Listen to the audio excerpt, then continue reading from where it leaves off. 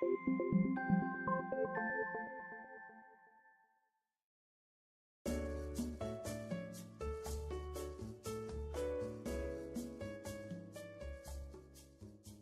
Marr, Vice President of Community Development for K-12 Solar with you, and I'm here with Ron Becker, who's part of the Property Ministry Committee for Resurrection Lutheran Church. We're in Granite Bay, California. We just finished your project. How excited are you finally to have solar on the roof? Well, J.D., the solar's been operational for a week or so, and we're very excited. I am a member of the Property Ministry team. There's been 4 of us working with K-12 Solar for the last 6 months to get this project to this stage. We're ready to go online and see the results. Ron, why did Resurrection Lutheran decide to go solar? Has your team been looking at this initiative for a long time? We started about 5 years ago looking at our electrical consumption. Skip Donaldson, a member of the ministry team, collected data from PG&E over the years. And our first step actually was to reduce the electrical consumption of our AC and our heating units in the new building that we added to campus 10 years ago. And that program was effective, dropped our electrical consumption by 10%. And then early this year, we decided to take a hard look at solar and met up with K-12 Solar and looked at other vendors and decided that was something that was very, very feasible to do and jumped onto it early this year. Now, for a lot of churches, the cost of electricity is one of the highest costs, and second usually comes salaries. Is that the case here? And have you seen your electricity costs continue to go up year after year? After salaries and mission expenses, I would say that the electric utilities is the highest of all of the utilities and fixed expenses. We studied PG&E's rates for our category, and they've been rising roughly 4 to 4.5% per year on the tariffs.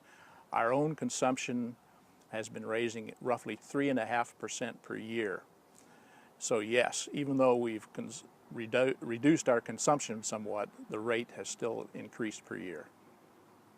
How much were you actually paying the utility company for electricity prior to going solar? We studied a number of years. Last year was 2015, and we were paying PG&E about $30,200 a year. Okay, Ron, you got a brand new solar system. It's generating electricity for the church. How much money do you expect to save on an annual basis? And with that savings, is there any plan to use that money for any project for the church in the future? Our estimations look like we'll be saving the first year. We'll be reducing the amount that we spend for electrical consumption by $2,000 to $3,000 the first year, and then expect that number to grow per year, totaling at least several $100,000 over a 10-year period.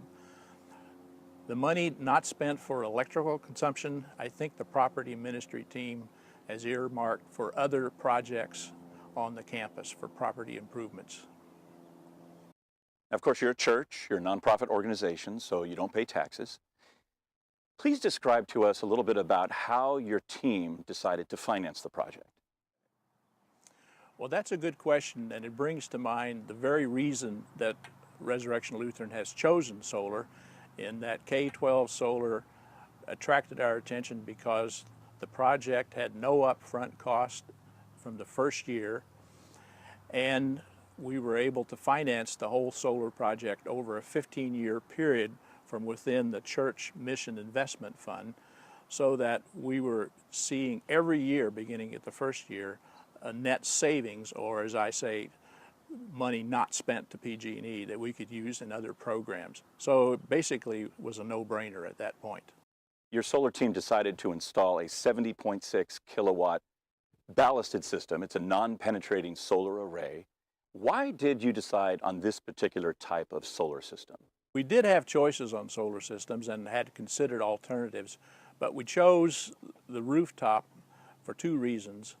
Number one, it was less visible to the community at large, and secondly, we had a roof that needed replacing. It was on a 10-year lifetime anyway, and so it was easy for us to get a new roof as well as a solar system at one time.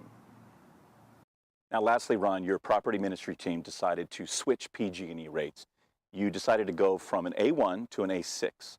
Go ahead and spend a little time to describe why this was important and what benefit you hope to get from that. Well, all of the vendors that we spoke to initially on the beginning of this project recommended that we indeed switch from an A1 to an A6 rate because it benefits the church. We could build a smaller size solar system and still generate enough kilowatt hours per year to meet all of our needs. Thank you, Ron, for spending a little time with us. And thanks to you, Resurrection Lutheran, for going solar. Good job, congratulations. And here's to your meter spinning backwards for a very long time.